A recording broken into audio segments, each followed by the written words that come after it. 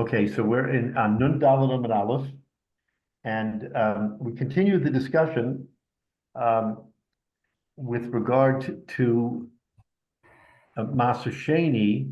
When you have to redeem Masa Sheni, if you redeem your own Masa Sheni, then you have to add a Chomesh, and the Chomesh is also added for things from the Beis Hamikdash. In other words, this Chomesh is really the subject of our discussion.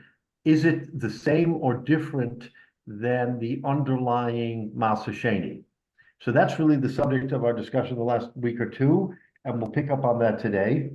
And the Gemara today will get into it in much more detail to show us how we treat this Chomesh. And it's not sort of a throw-in. It's not just incidental because it has many halachas and many ramifications. So we're going to pick up from Amar Rabbi Yochanan, which is let's see, Rabbi Yochanan. I would say it's about a third of the page down, probably. Um, maybe more like a little bit more than halfway down. Beginning of the line. Which daf are we on? I apologize. Nun Daled Amud Aleph. Nun Daled. Thank you. Amar Rabbi Yochanan. So the Gemara was trying to create a parallel between Masa Sheni and Hegdish to see, because there's a pasuk for this Chomesh, redeem of the Chomesh from Hegdish. So we're trying to see whether that Hegdish applies to Masa Sheni or whether the Masa Sheni rules are a little bit different. That's kind of been the underlying discussion. So we can start from Amar Rabbi Yochanan and get a better picture. Amar Rabbi Yochanan. So Rabbi Yochanan says, no, there's going to be a difference between being deconsecrating, being mechalel, hegdish, and Masa Sheni. What's the difference? Hakol modim. We had a machlekes earlier between Rabbi Eliezer and Rabbi Yeshua. Rabbi Eliezer was makel, and he said that when you have Masa Sheni and you redeem it, but you don't yet redeem the Chomesh, because the Chomesh is the add-on and you don't redeem it.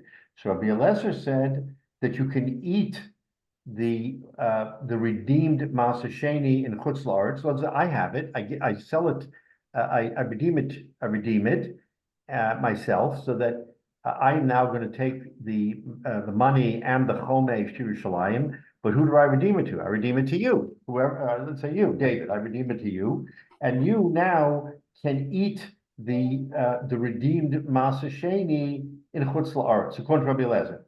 According to Rabbi Yeshua, you cannot. Why? Because the Chomesh wasn't redeemed. In other words, he's saying the Chomesh is as much a critical element as the Masa Sheni. That's the Machlokes Tanoim. So Rabbi Yochanan here is saying, you know what? No, everybody, even Rabbi Yeshua, is going to agree by Hegdish, not Masa Sheni, by Hegdish, that if you want to deconsecrate, I have something that's Hegdish, I want to take it to Yerushalayim. The Torah tells me I can redeem it. How? With a Chomesh. So I'm going to redeem it with a Chomesh, but I'm not yet going to give the Chomesh. So what is the upshot? The upshot is it's okay, even according to Rabbi Yeshua. Why? We said last week, because Hoel v'nizbarin tovim also b'shur. Because we're not worried that this fellow will ultimately give the fifth, because the treasurers of the Beis Hamikdash are going to enforce and make sure that it doesn't slip through the cracks. So we don't worry about it. The fact that it isn't done now, not ma'akiv, not a big deal. But we know at the end of the day, it's not going to be forgotten, and that's the critical factor. We're worried about it being forgotten. So we say, by Hegdish, we have no problem, right? So, but we didn't, but by Masa Sheni, as we'll see, we still haven't determined that, because by Masa Sheni, there is no gizbor. There's no one going around collecting. So in theory, you might not give the money because you'll forget about it. You say, oh, I already gave the main money, it's okay. All right, but by Hegdish, according to Rabbi Yochanan, Hakol Modim, even Rabbi Yeshua says you can do it. Frank, the Gemara, are you going to tell me Hakol Modim, that everybody says it's okay? Ubehegdish lo pligi. Is there no machlokes? It's not the case. Well, Tanya, we learned in the Brisa Nosa nosa keren, v'lo nosa nosa chomesh. A Farish Brisa says as follows: if you went to the Beis Hamikdash and you gave the keren, in other words, you deconsecrated the keren, and now you're going to give it to the Beis Hamikdash. Well, nosan es hachomesh, but he did not give the chomesh yet. Then we have a machlokes. Rabbi Lezer or Mechilel. Rabbi Lezer is the Rabbi Eliezer before who was Mekel, and he says yes, it's Chilel. Why? We now know why, because of the Gizber. But Chachamim Omrim. But the Chachamim, this is a different machlek. It's not Rabbi Shiur. This is a Chachamim say lo chilel. It's a beferish brisa. So if the brisa tells us that there's a machlokes, how could you, Rabbi Yochanan, use the term hakol? You remember in the law, Yale, and for everybody else, that we caution not to be so generic everybody. The everybody word should be taken out of the vocabulary, because when you sweep and include everybody, you may make the mistake of saying there's someone who's not into everybody. So we're very careful that when we use that word everybody. He says hakol modim, everybody's moide. A brisa tells us that the chachamim aren't moide. So what are you telling me that everybody's moide? We see beferish that the chachamim don't hold of it, and they're saying that even by Yechilo, by Beis Hamikdash, you are not. If you don't give the chomesh, it's a prohibition. Yeah, Now excuse we me, have a problem. What's Rabbi Yochanan mean? Yeah. how does the Beis Hamikdash know that he didn't give the Chumash? He can, he's coming and he's dropping off a lot of stuff. No, Jay, no one is being false. In other words, they're coming and they're saying, here it is, but he doesn't deliver the Chumash to the Beis Hamikdash. So the Gizber asks him, where's the Chumash? He says, oh, I haven't given it yet, but I will. In other words, the Chumash has to be given with the consecrated money to the Beis Hamikdash. It has to be one package. If you don't give it, then the Gizber knows right away you haven't given it, and they ask, where is it? How did they know? We're talking about giving money, right? No, but we're not talking Master Sheni now. We're talking about The Chumash. right, but they ask. In other words, the fellow isn't coming to deceive the Beis Hamikdash. He's coming with the purest intentions. He says, "I'm coming because I deconsecrated my hegdish, and now I want to give it in Yerushalayim." He wants to do the right thing. So they ask him, "Did you get? Did you get?" It might be, maybe he comes in and he says, "I dedicated such and such to the Beis Hamikdash, but I'm not going to give them. I'm going to give the amount instead. I'm going to redeem." And they say, "Fine." How much was that worth? That was worth 10 shkalim. Okay. And he goes to hand over 10 shkalim. They say, no. You have to add the chomesh to it and all at once. Yeah, and no one's trying, right? And Menashe, no one's trying to deceive anybody. So they're being forthright. And so the Gizber says, okay, we're going to allow you, but keep in mind, you owe the Beis Hamikdash a chomesh, and they're going to be on top of it because they put it into the ledger, and they know that Reuven, who came from Chutz La'aretz, Chutz L'Yerushalayim, owes the Hegdish a chomesh. So, in other words, they had a system, Jay, where they were able to follow up. And again, it's all on your honor, because if you're coming already to the Beis Hamikdash, you want to do the right thing. No one's looking to cheat. It's just that he didn't have it at the time. So, according to this view, we allow it. You see the Chachamim say, not until you pay up. We're not going to allow you to be mechalel until you pay up everything, which is a much more machmir position. So the kasha then on Rabbi Yochanan says hakol. We see that there's a machlokes between Rabbi Eliezer and the Chachamim, that not everybody says hakol. Omar Rebbe.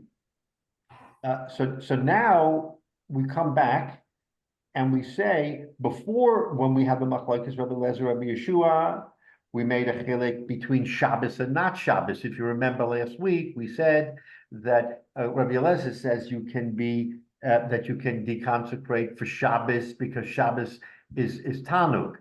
In other words, the food, if you don't deconsecrate it, he won't have this food for Shabbos.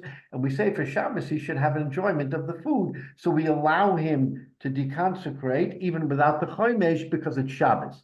Okay, so Rabbi Shua said no, even on Shabbos, no. But that was that machlokes.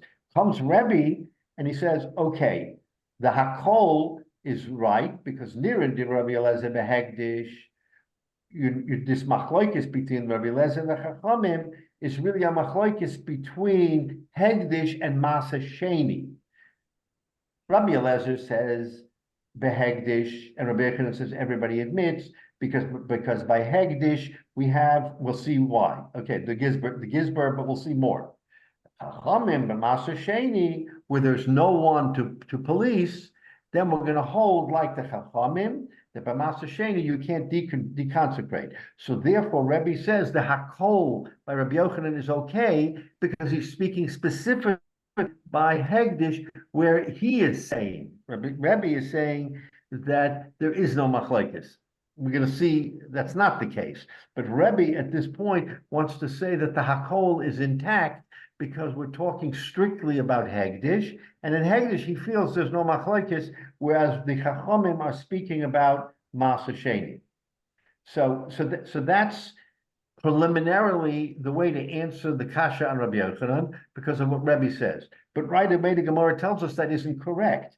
Mida oman nirin divrei Rabbi Eliezer behegdish, because we interpret. In other words, the Gemara is saying, Rebbe, what you're saying isn't correct. We're saying that since Rabbi Eliezer says behegdish michlal de polag afilu b'maser, so we interpret that Rabbi Eliezer is really saying consistently, you don't have to be mechalel the chomesh, not by hegdish, not by maser sheni.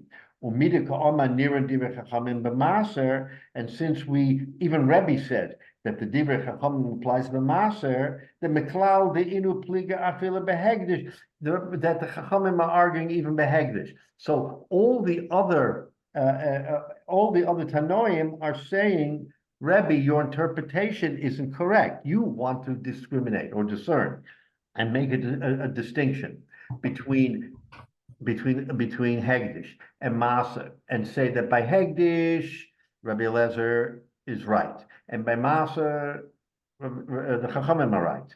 But it can't be, because we understand that each one is lishitaso. When the Chachamim say you can't, they're going up and down the line. They're not saying just by Masa, they're saying by Masa and by Hegdish, and the same for Rabbi Eliezer. So we're in a quandary, because according to this, we're back to the same question.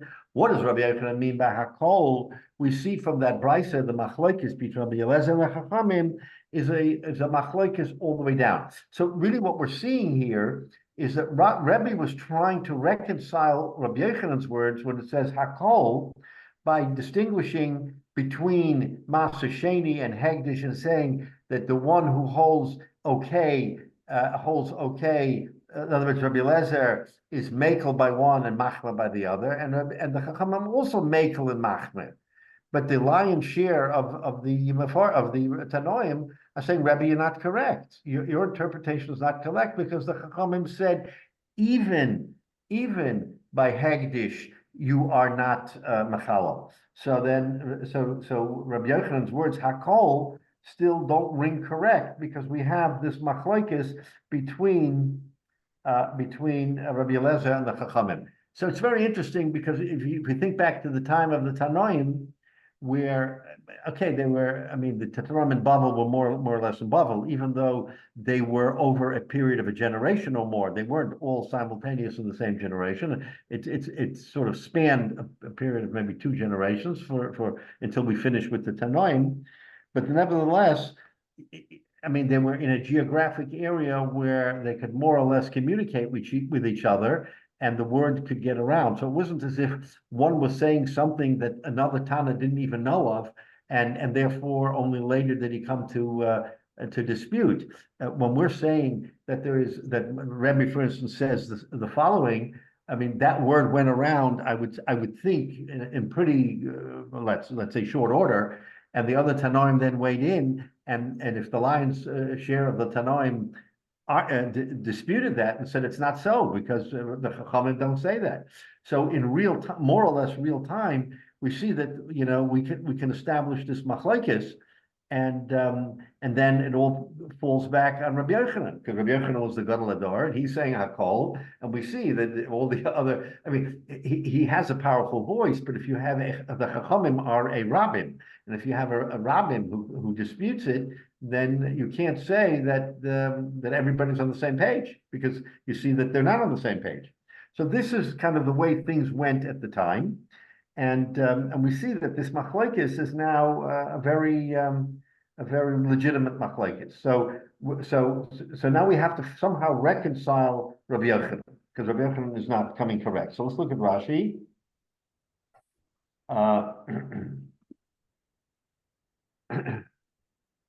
So the Rashi says Niran Divra. I think we said this Rashi before. Niran Divra Elazar Hegdish all the Gizbor Tovino. So again. In the Beis Hamikdash, we had the Gizbor Hegdish, Jay, so that there was always going to be someone to police whether or not that money was paid. Okay. So that's fine. Says the Gemara, Ella Itma Hachi Itma.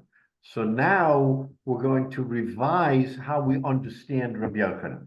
Again, in the face of all of this blowback, we have to figure out, Rabbi Yochanan still was the Gadol Hador, and he still said Hakol.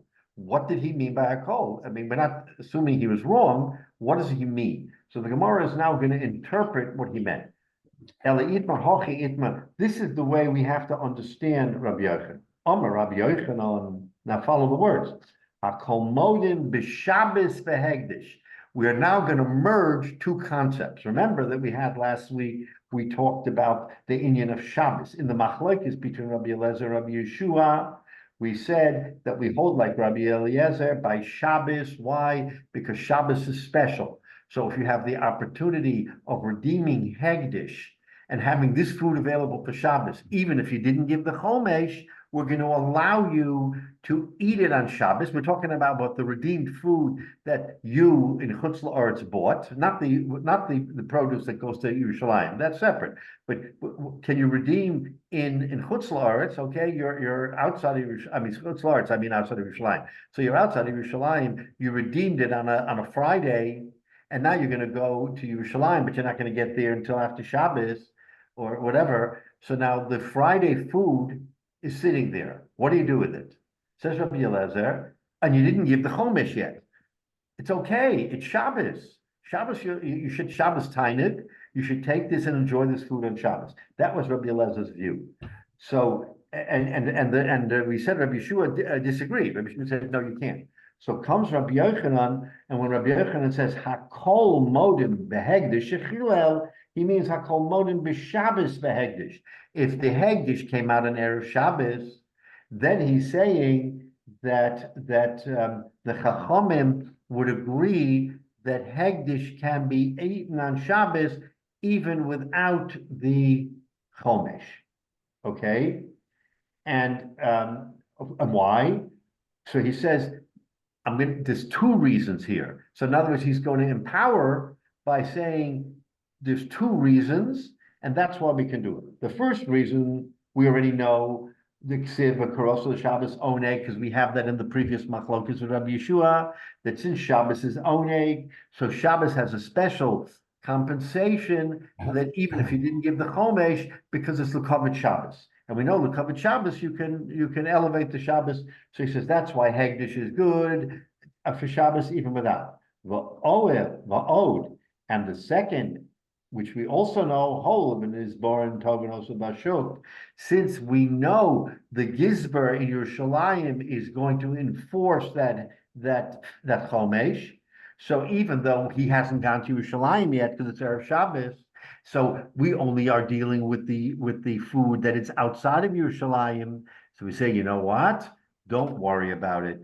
Go ahead and use it. A, because it's Shabbos, and B, because we are very confident that this Chomesh, which is holding back the eating of the food in Chutz La'aretz or Chutz Yerushalayim, is going to be collected when they come there. Therefore, we have two reasons, and that's shot in Rabbi Yochanan Hakol. So Rabbi Yochanan is absolutely confident Hakol modim, because you have two reasons to assume that that chomesh will be collected. And the whole question is, can the chomesh hold up can the tail wag the dog? Can the chomesh hold up the hegdish? And the answer is, according to Rabbi Yochanan, yes, because we have two reasons to believe that that chomesh will be collected.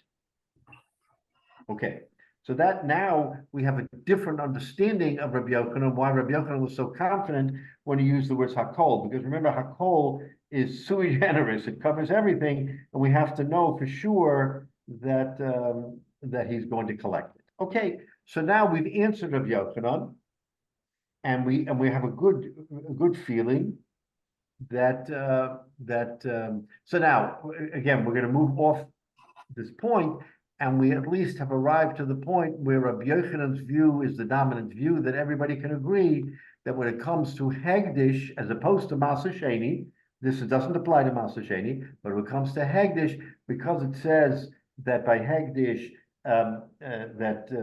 we can redeem it, because there's two reasons. One alone might not have been enough, but we have Shabbos Oneg, and we have the Gizber Hegdish, so we have two reasons to believe that the chomesh will not fall between the cracks. Masa Sheni is a different story, because even though we have Shabbos Oneg, we don't have the Gizbar. So that's where there is a machlokes between Rabbi Eliezer and the Chachamim. According to Rabbi Eliezer, you can still do it, and according to the Chachamim, you may not do it, because you don't have that second confidence, that second support. Okay, now the Gemara is not finished with the question of chomesh.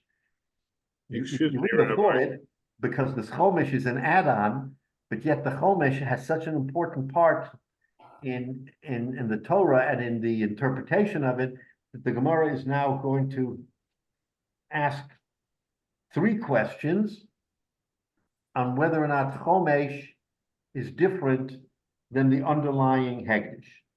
Excuse me, Rabbi, before. Yeah. This notion of the fact that we have two reasons here Right. makes it more urgent than one reason, but in most cases, one reason, one derivation is enough. So is this a new principle that two reasons is much stronger than a single one? When you say that one is enough, yes, according to Rabbi Eliezer, but the Chachamim dispute Rabbi Eliezer. They say one is not enough. Now, in other words, one alone, I'm not so sure. You give me two reasons, okay, now I already can feel comfortable. I can feel comfortable that it will be enforced. Remember that basically our overlaying concern is that once, we said this last week, once you give, like the Masa Sheni, for instance, once you give in the Masa Sheni, then the chomesh, even though the Torah says you have to give a chomesh, but the person giving the Masa Sheni can sort of feel fulfilled, because it was his produce that is now being redeemed, and the produce is going to be eaten. The chomesh, it wasn't a fine; it was more the Torah said that if you're going to redeem it yourself, you really should give more generously than just what you collected from the field. I'm not sure how you can what you can compare it to, because the underlying Masa Sheni, you're fulfilling the mitzvah. The mitzvah is that on the third and sixth year, you give your Masa Sheni and you bring it to Yerushalayim. I've done that. And not only that, but he can rationalize. If I have the Masa Sheni and Jay, I sell it to you, there's no chomesh. So in his mind, the chomesh is sort of like a dangling participle. It's not real. It's, yeah, okay, maybe, but you see that I don't have to give it if I sell it to somebody else. So it's not such a big deal if I redeem and don't give it. In other words, you're going to make light of it because there's daylight in the chomesh if you sell it to somebody else.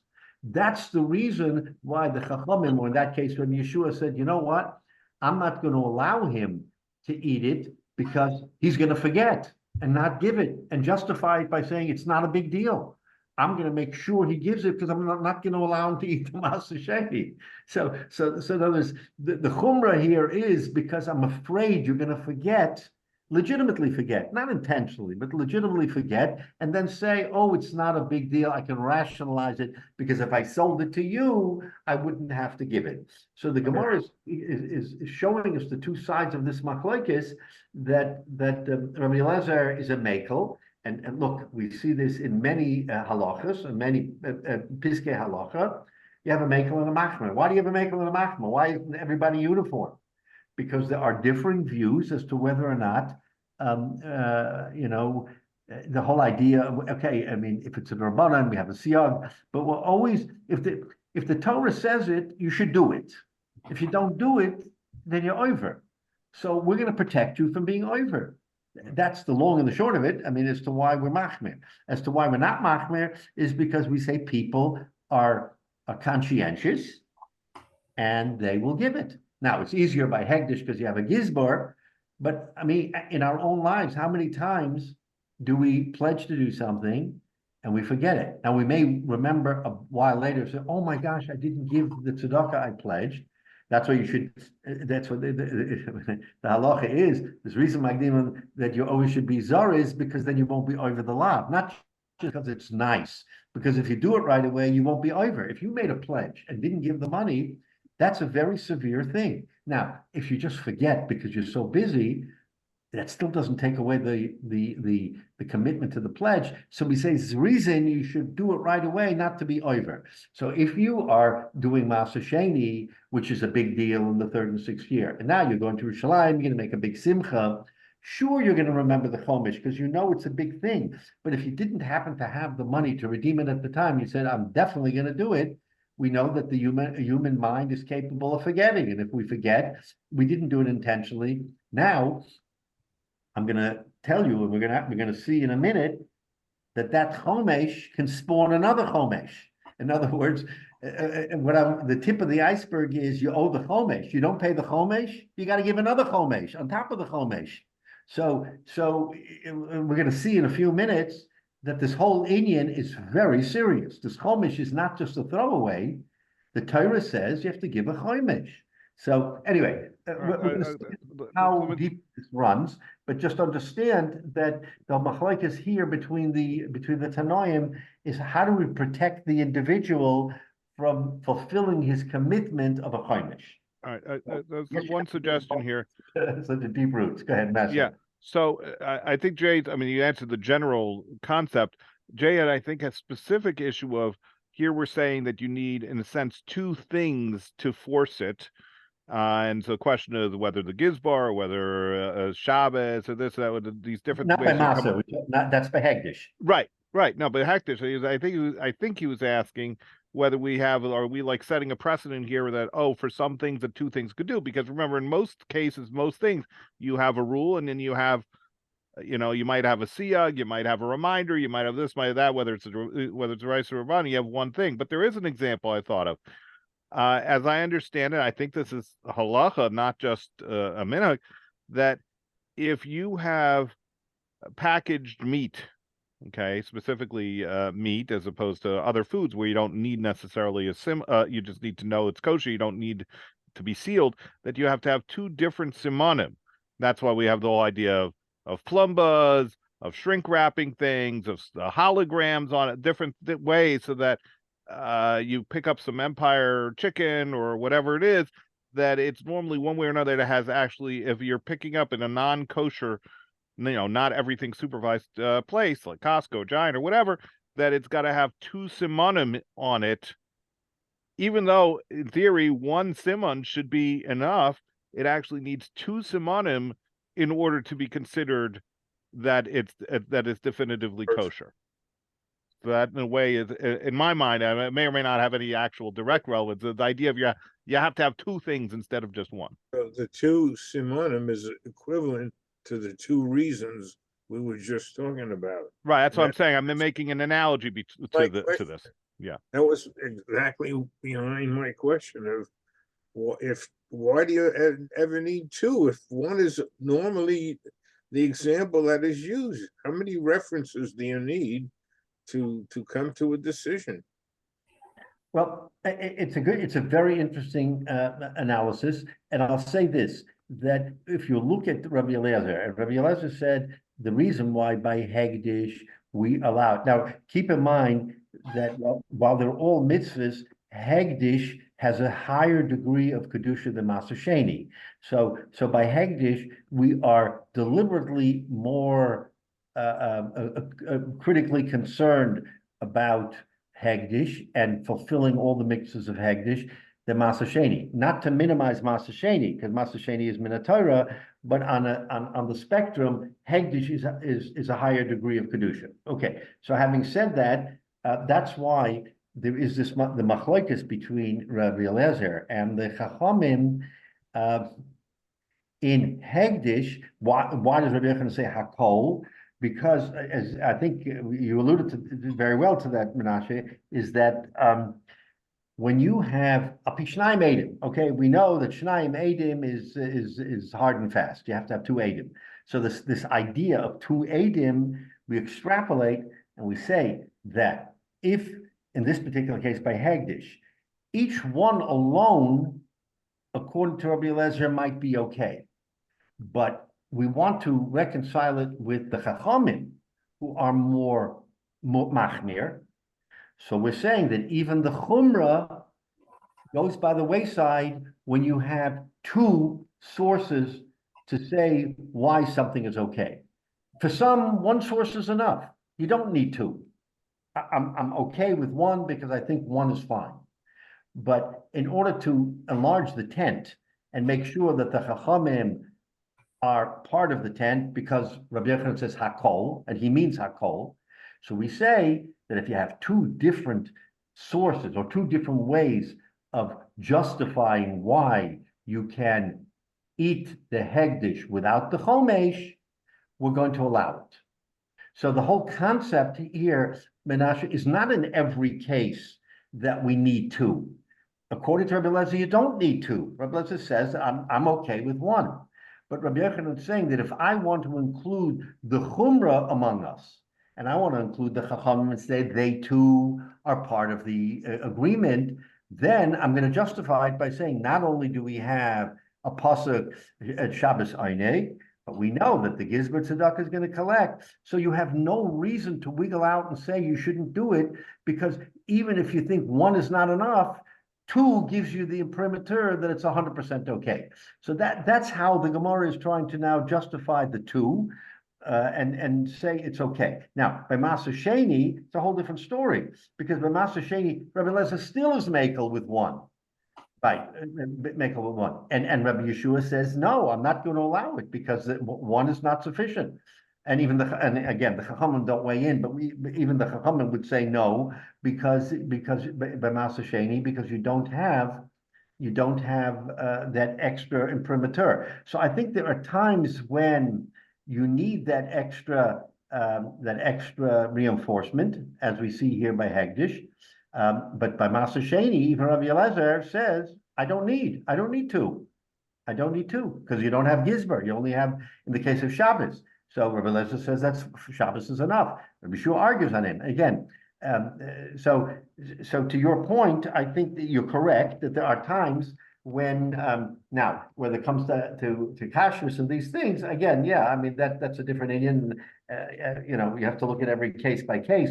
I don't say, this is not a psak, but I don't say that if you bought the chicken and it was enclosed and didn't have two simonim and had one, you have to ask a shaila. In other words, can that one simon be sufficient? If it's sealed and has a simon, I don't have a second, is that sufficient to allow it to be used if it was in a non-totally kosher environment? That's a legitimate question. There are people who live, outside of where they have, mashgichim and everything else, and they have to rely, on Empire and all the rest of them who are sending the food. So then the question becomes, can I buy it from my local supermarket if I have an Empire chicken that's, it's usually sealed in this plastic and whatever, and is it okay? Separate question. But as far as the question here, and again, Bedek Habayis, you're talking about the Hagdish from the Beis Hamikdash, those are more weighty issues as to whether or not one can get away with it, so to speak, by not having it fully redeemed through the Chaimish. So again, you're asking a good question because we're articulating all the different possibilities here as to what can happen. But Jay, from your perspective, I think the question really is, we want a person to do a mitzvah, and we want to do as much of the mitzvah or the full mitzvah as possible. So the question is, if he can do part of the mitzvah and not the full mitzvah, does he get partial credit? Do we give him some credit for doing the mitzvah and not to turn him off because he hasn't fully fulfilled the mitzvah? I think that's maybe, and again, we're not saying do away with the rest of the mitzvah, but the concern is he will do away with the rest of the mitzvah because he'll forget. And that's normal human foible, is that, after a period of time, he means well, but he forgot. He forgot to give the chaimish, and there's no one there to remind him. There's no gizber in Maser Sheni. So what do we do? Anyway, so it's a good question. Let's just look at the next several questions, and maybe we'll be able to sort of extrapolate a little bit more on this issue, because the Gemara now asks, Omer Rama Bar Chama, that we're going to ask three different questions on Chomesh as to whether they apply. So let's look at these three cases and see if they sort of overlap with what we've been talking about. Omer Rama Bar Chama, Hari Omo Hegdish and Mischalel ala Karka. We have a rule that if you want to redeem Hegdish, you have to redeem Hegdish on like kind. What does that mean? I have unconsecrated food. In order for me to be able to mechalel and let someone in Chutz Yerushalayim eat that food, is I have to redeem it with other food that I can take up, that's unconsecrated, that I can take up. In other words, the money that I'm going to take up has to be used for unconsecrated food. Obviously, you're going to buy it in Yerushalayim, but you have to buy like kind. That's the critical thing. Why? The Rachamana Omar, v'nosna kesef v'kamla. The Torah says he'll take the money from what he's redeemed, right, for the Hegdish, v'kamla, and he'll go up to Yerushalayim, right, and then he'll take the money and he'll redeem it. So what's the question? The question is, what about the Chomesh? Since the Chomesh isn't from what he redeemed originally from what he was being mechalel, it's the add-on. Can he be mechalel the Chomesh with karka? Karka means something that isn't, well, in this case, I mean, he means karka, but the question is it a non-food substance? If it isn't like kind food substance that you can be mechalel, can you do that for Chomesh, or is Chomesh just the add-on? As long as I have something equivalent to the Chomesh, it doesn't have to be unconsecrated food. It can be consecrated food. It can be, I'm going to Yerushalayim, I have to buy food and give it to the Beis HaMikdash, but you know what? I'm going to spend the money on something else holy, but not unconsecrated food. And it's okay, because the Chomesh maybe as an example, Hegdish aren't the same. Yeah, that's right. Maybe as an example, you want to use this extra. You don't need. You got a lot of. We're talking. Well, we're talking here Hekdesh. Or we're talking about Maser Sheni. I'm sorry. Say it again. We're talking. Well, first clarify. We're talking here Hekdesh or Maser Sheni. I'm getting confused. Hegdish. Okay. Because it says Hegdish enim l'schala ala karka. You can't be Magdish Hegdish on karka, which is not like kind to what you're going to give to the Beis HaMikdash. It has to be like kind. All right. So wait. But with Hekdesh, you're just giving this to the Maser Sheni. You're going ahead and spending it on stuff in Yerushalayim. Food for you to write. Right.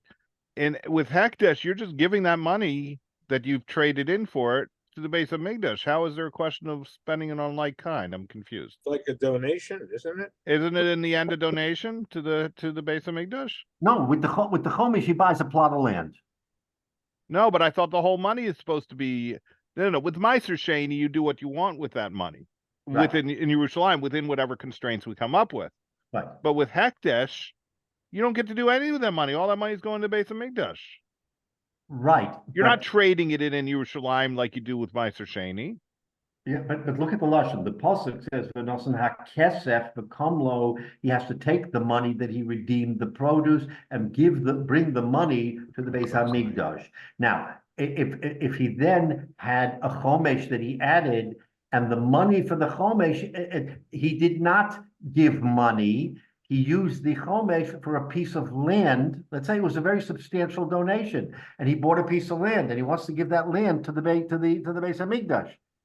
Can he do it because it's not like kind? So the underlying question here is there daylight between the Hegdish and the Chomesh? Is the Chomesh identical to the Hegdish? Or as long as he gives something with the Chomesh, then he's okay? That's the question.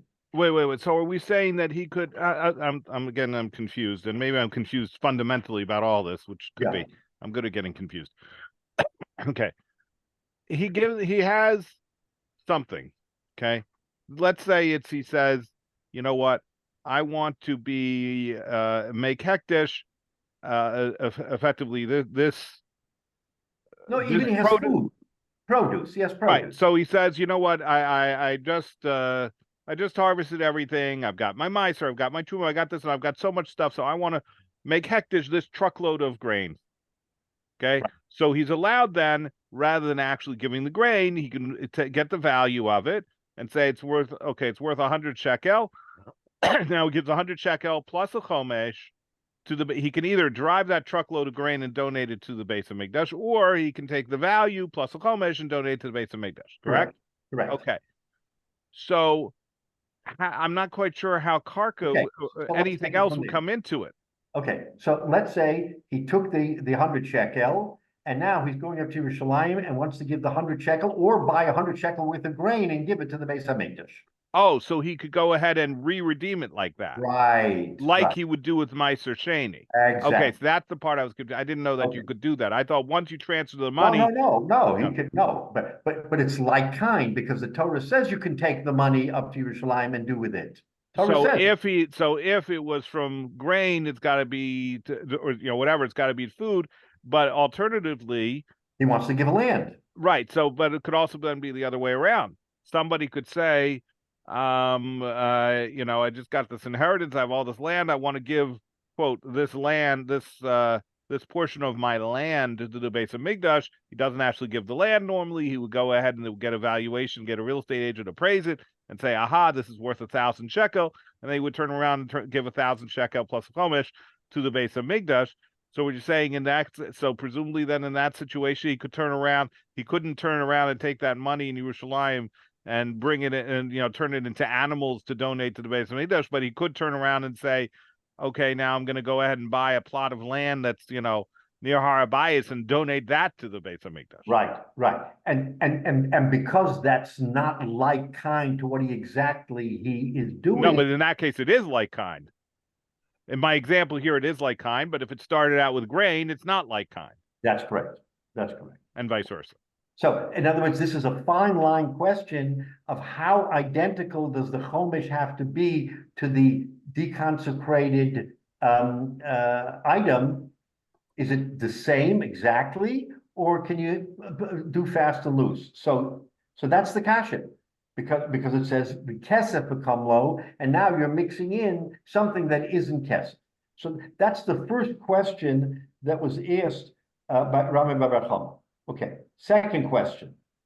True, and Rashi says, by the way, if you look at Rashi says v'nosan hakesef v'him hamagdish yigal. If the one who's making hagdish redeems v'gomer v'yosef hamishis kesef erkech ha'alav v'hoyalo. So he has to add the 1/5 of kesef. In other words, it has to be sort of like kind, let's call it very similar. So is he doing right by saying, no, my donation of the chomesh is going to be in something that isn't like kind, it's going to be karka. And the question specifically identifies it as karka to show that it's not kesef. Now look at the second question. Truma eina mishtalemes ela min hachulin. Truma can only be given from chulin. Rachmona Omar, and the Torah says, Nosna Kohen es HaKodesh, that he has to bring to the Kohen holy. What does it mean? So we understand that to mean Dava Haroi Lios Kodesh. He has to repay him. In other words, if you're going to redeem it and bring it to Yerushalayim and now give it to the Kohen, right? That only something that is that can be given to the Kohen is appropriate to redeem, right? So we say chumsha mahu yishtalach shalom min achulin. Can you give to the Kohen something that isn't identical to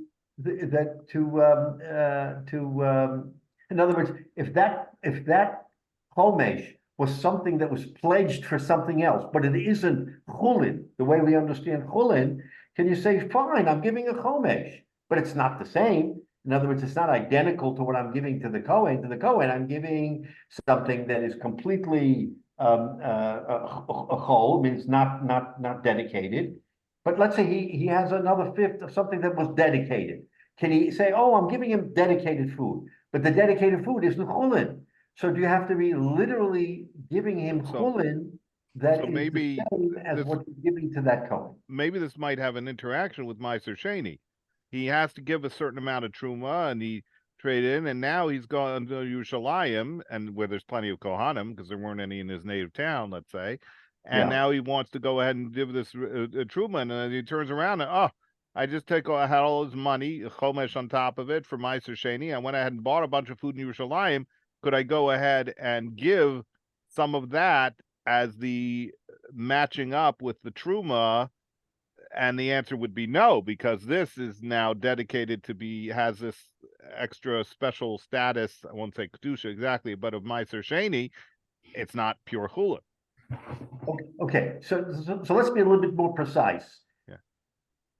If you're going to go to Yerushalayim, and with that money you're going to buy chulin and give it to the Kohen, so you're giving him chulin, which is what that would be fine. Now the chomesh, you know what? I'm not giving him chulin. I'm giving him the money. I'm giving you chomesh of money, Kohen, do what you want with it. Is that okay because he didn't give him chulin? You understand? Or he bought something that wasn't food. He bought something else. He bought a chayfetz. He gave him a nice kiddush cup. All right. In other words, how literal is it when you're giving the Kohen for him to have it? Does he has to have the chomesh in the same form as he has the kodesh, or what's going to become kodesh to the truma, to the Kohen truma? I mean, the Kohen may be very happy with the kiddush cup, but he can't eat it, and it's supposed to be something that you give him for his benefit. So the question is, how much latitude do we have in this chomesh? Again, the underlying question is there daylight between the hegdish and the chomesh? Are they literally the same? Or no, I'm giving him a davar shebekadusha, even if it isn't identical. So that's the second kasha. Then there was a third kasha, masa ein mischalel al ha'asimon. In other words, the whole inyan of redeeming, where the Torah tells us, the Rachmana Amar b'tzarta hakesef biyadacha, that you exchange the masa sheni for money, and money is tzarta. Tzarta means a tsura. It has to have identified as money. It has to have George Washington's picture on the base, or Minksh's picture, or whatever picture goes by money. Asimon, if we remember from our early days, those who remember, was just a blank coin that we used to use for the telephone in my day. I don't know what they did after they got rid of the payphones, but an asimon by definition is an unminted coin. So can you transfer onto an asimon and then redeem it? That's how technical we're going to get, because it says the rabbis called tzura. You can only exchange something that has a tzura. Chumsho Mashi is Chalal Asimon. Same question. Are we makbid on the Chomesh that the Chomesh has to be identical and only be redeemed on a Psura, or are we allowed to use Asimon? So basically, all these questions come down to the same thing: is different examples of splitting hairs between the what you're being mechalel, the holy item, and the Chomesh. How much does that Chomesh have to be like the holy item? Rabbi, So again, all these questions were meant for that purpose. Yes, Michael. so I have a question. I can't remember the language, but you can't split up the core. So it says with a chomesh. You can't give multiple types of the core of the contribution. You can't say I'm going to give a quarter of this, a quarter of that, a quarter of this, and a quarter of that, and then I'll give a chomesh. So it says you add a chomesh, but in the language itself, isn't the implication that it has to be of the same kind? Let me read the pasuk, Michael. Let's look at the pasuk. The pasuk is in Bechul Kosai, and it says, "V'im hamagdish yigales beso." If the person who has the holy item, right, and he wants to redeem it, the Yosaf Chamishis, he adds a fifth kesef, money, erkecha of value, olav on it, v'hayolav. Where does it say simultaneous? These are the words in the pasuk. So It doesn't say. This is ambiguous, right? Does it say at the same time? but it says the kesef. So It says kesef, right?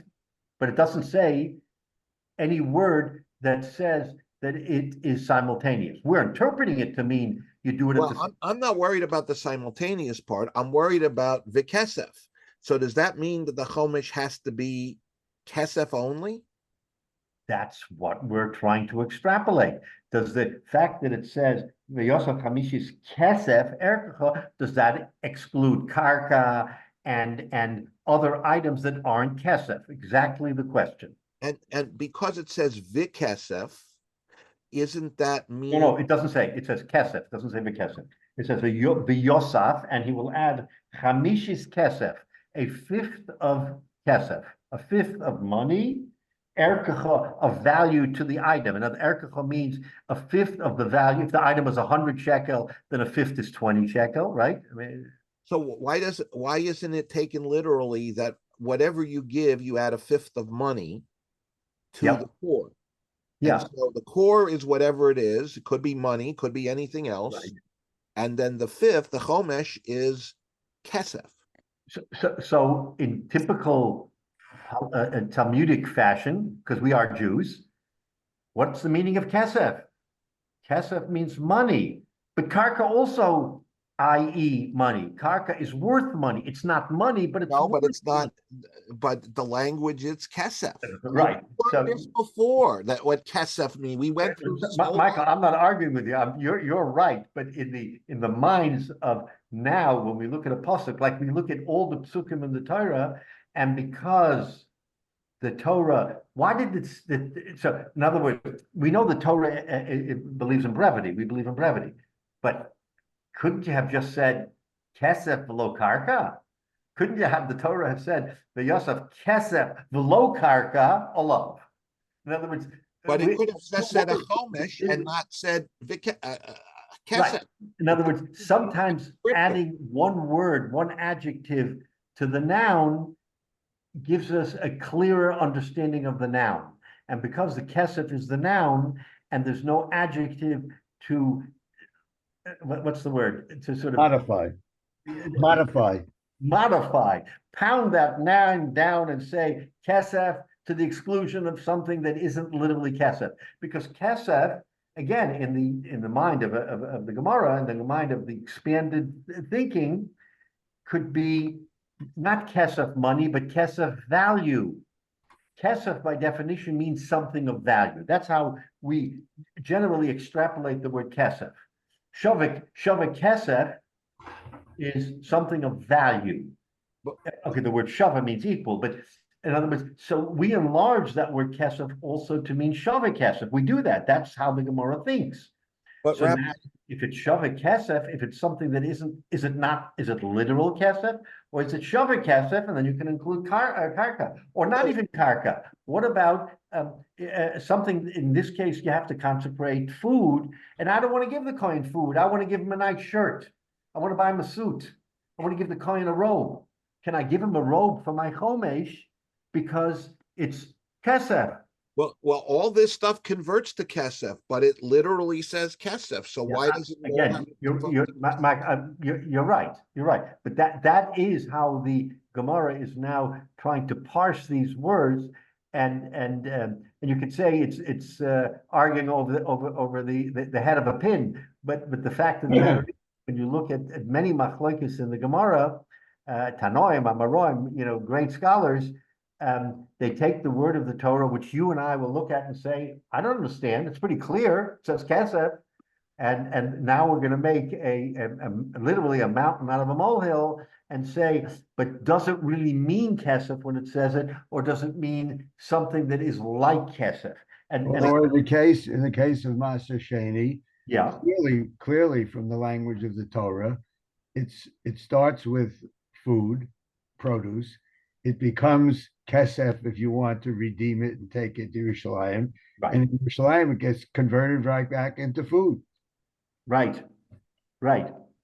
So again, you're a proponent of the point that the word kesef becomes somewhat illusory to us when we try to really nail it down. But Michael, you're not wrong. You're not wrong by saying kesef is kesef all day long. But here, and again, we have to wait for the outcome. Sometimes this is an exercise in understanding, and then we'll come to the outcome. But at least in the kasha, the question is ultimately, how much do we have to approximate or say that this chomesh is part and parcel of the hektish, and there's no distinction, or can we make some kind of a distinction? And these three questions that the Gemara asks show that there is some kind. The question is there some kind of a distinction? So let's at least answer this question for today. Skalsville Milsa. So this became a big issue among all the Tanoim and even into the early age of the Mararoim. Also, Umota Lekami de Rava, and Rava was the Paisik. So they came to Rava Amalahu. So he said, "Okay, let's look at the pasuk." Says Rava, and we're going to read the pasuk again. The pasuk says, "Ki Yagdish is Beiso Kodesh Lashem." No. Magdish Yigal is Beso, he'll redeem. The Yosaf Hamishis Kesef Erkecha Olav, and he will add a fifth of Kesef of the value Olav on it. What's the point of on it? Says Rava Omakro Olav. It seems to be a superfluous word. Without it, it would simply say, and he adds a fifth of the value. What's pshat olav? Olav, on it. Says Rava, because it says olav l'rabos chumsho kamoso. The olav seals the deal, says Rava. Without the olav, I have sort of, as we said before, it's a little bit open-ended. The entire question that we've been asking is a legitimate question. But Rava says, if it now says olav, then you no longer have a question, because olav meal means l'rabos chumsho kamoso, that the chomesh has to be like it. That has to be exactly like it, olav on it. So Michael, you're talking about parsing words. Yeah, kesef means kesef all day long, and still we have a question of, yeah, but kesef could mean shava kesef. But you know what? We're going to quash that question entirely by slamming the door shut and saying it has to be olav. It's a superfluous word, which clearly the Torah means to tell us, according to Rava, that olav means the fifth has to be paid like the underlying principle. And if the underlying principle is kesef, You can't get away from it. It can't be karka. It can't be a suit. It can't be a tie. It can't be a robe. It has to be it has to be unconsecrated. It can't be something else. So, according to Rava, that's the imprimatur. So, okay. So let's take a look at Rashi now. So Rashi says, Truma zo ochel b'shavia ena mishtalemes mos elaperis chulin shatashlumin nasan truma kediksiv bo as a kodesh mashu noslo nasa kodesh alma midi dechazer lehechaminin. In other words, this Rashi certifies what we said before, that when you deliver to the Kohen the chulin,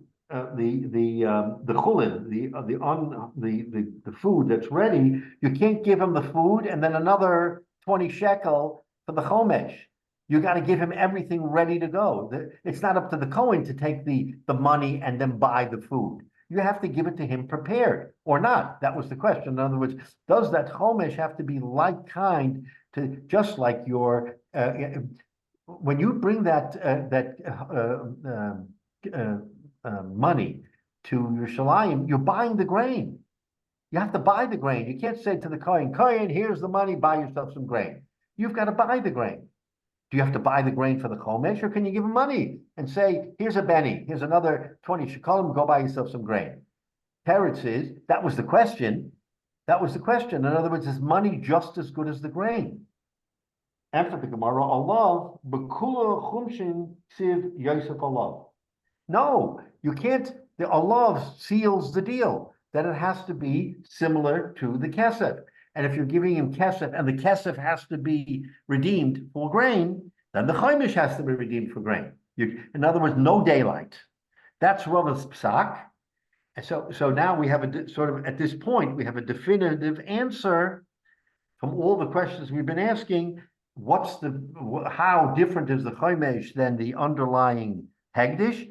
It says the Gemara from the pasuk, there is no difference. Now this is not Maser Sheni, this is hegdish. We're going to see in a minute, or next week, Mr. Shepard. But so in other words, we have a definitive answer now that when it comes to the Kohen, you have to give him a set table, a Shulchan Aruch. You've got to give him what he's entitled to. You got to give him the unconsecrated grain, which he can then do what he. Now, by the way, the Kohen has complete license to do what he wants to do with the truma. It's his. He owns it. But when you give it to him, you have to give it to him in the form that the Torah is telling us that you have to do it. You have to. You're in chutz to the Yerushalayim. You redeem it. You take it. You bring it back, and you buy from it. And then you give it to the Kohen. So the Kohen gets what he's supposed to get, and it's up to the Kohen to do what he wants with it. The Kohen is making his living on this truma, so he's not going to. Everybody in the country who comes and brings him grain, he's not going to. He's not putting all this grain in a silo. He has to use the grain or take the grain and convert it to something else. I mean, he has a family. He has to take care of his family. He has to take care of other things. So clearly, but it's up to the Kohen, not up to you, as to how you convert it. So this is very interesting because we've gone through this whole process, and at the end, Rava gives a psak that from the word olav, I'm deducing that it has to be like kind, can't be anything different, and now that's how you have to bring it. And as far as the question of the chomesh, we know that we had an answer from that because we said that especially by hegdish we have the gizbar. So the gizbar is not going to let anything fall between the cracks. So therefore we are going to allow it according to Rabbi Eliezer, and according to the Chachamim. If it's Erev Shabbos and you want to use it. Now, here's the distinction. According to the Chachamim, if it was not a question of Erev Shabbos, the Gizbar alone is not sufficient to ensure that he's going to collect. Very important. Now, again, who's the psak like? We don't have a Beis HaMikdash. We're not, but who would the psak be like? Rabbi Eliezer or the Chachamim? But according to the Chachamim, if we had the Beis HaMikdash now, and it wasn't Erev Shabbos, and you didn't give the chomesh, you can't redeem. You can't eat it. That's the Chachamim. You can't eat it. Why? You didn't give the chomesh. Because the gizbar alone is not sufficient. The only reason why Rabbi Yochanan said hakol is because it was Erev Shabbos, and you had two powerful reasons, the Oineg, Shabbos Oineg, and the Gizbar. Rabbi Eliezer would say one is enough. The Chacham would say one is not enough. You need both. So that's an important part of it. But as far as the actual redemption, a Chomesh has to be identical. So it's again, we've come full circle. We've come full circle, and hopefully we'll pick it up. We're still not finished with the Indian, but at least at this point we are full circle. I know, Michael, it may not be fully satisfactory because you're looking at the word in the Torah, but just understand that again, halacha l'Moshe Sinai, the Rebbeinu Shalom knew what the answer was, but he gave it to us to be shakla the Tarya and to be Isaac to understand what he meant. He didn't want to just give us a complete picture, so we don't have to think about it. Otherwise, we wouldn't be thinking. We're thinking because we want to understand and parse the words of the Torah and come to some consensus what the words of the Torah mean. And that's the beauty of the Torah is that there is machlokes, it's l'shem shamayim, but there's machlokes to understand the very words of the Torah. So Yeah, go ahead. hey, Michael, I hope that's sufficient for now. Well, I don't I know want you still have the question. we have to leave, but the word kesef, a love is on it. So, the fact that you put kesef in there doesn't make any sense to me because Yeah, I couldn't disagree with you, except for the fact that we see in many places in the Torah, the word which is on the written page, somehow, can be sort of, we're splitting a hair, but we split the hair because that's what we do. We split the hairs. So, again, we could say Teku, we could say the Rebbeinu Shalom, when Eliyahu Navi comes, and we had in this week's Parsha, we could have asked Pinchas zu Eliyahu, we could have asked Pinchas, what's the answer? But we didn't. And so we have to go with it. But again, it seems that at the end of the day, we have some consensus. And that's why we have the great Amoraim and the great Tanoim and the great Paiskin, is that they're imbued with the Yiras Shamayim. So and even so, we see that especially in latter day today, among the Paiskin and the Achrayim, is that there isn't always uniformity in Psak. Sometimes you have machlokes where two great Torah giants don't necessarily agree eye to eye, even though the words of the Torah are what they are. But it's a little subjective. So anyway, Mitzvah Shem, so we'll pick up because this is very interesting to continue next week. We're not finished with Chomesh, but at least we've discovered a lot of things in our understanding. So Mitzvah Shem, next week, everybody have a good week and Shalom Al Yisrael. We hope things will work out this week. Mitzvah Shem.